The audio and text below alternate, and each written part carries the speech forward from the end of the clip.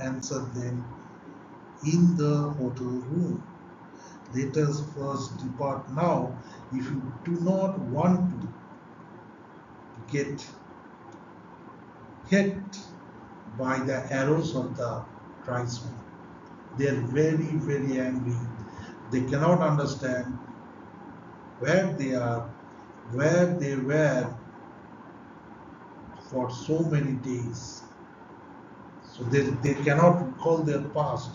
So they are very much surprised, confused, and as a result, they are very, very angry. And also they are getting the smell of modern human. So that is why they are extremely worried that we, the modern human, which they thought as a demon, has or may destroy their beloved motherland.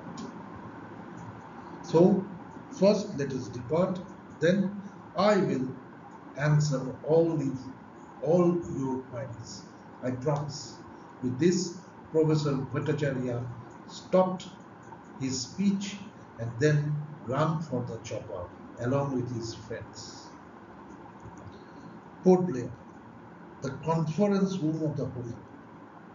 All the team members of Professor Bhattacharya who have visited the North Sentinelese island for the search of Blue Rafflesia is sitting in the front room.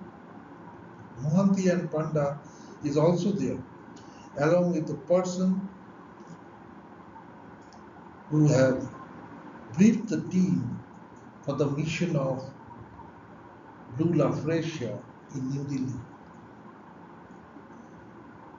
After some agonizing minutes, Professor Bhattacharya enters the room. All eyes move toward him. All the audience were extremely excited to hear the mystery behind Blue Rafflesia. Why the search was called off? What happened to Dr. Gupta, the voice behind the sound box?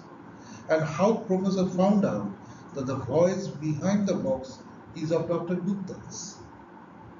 How Panda and Professor meet with each other at the jungles, as Panda was not part of the team?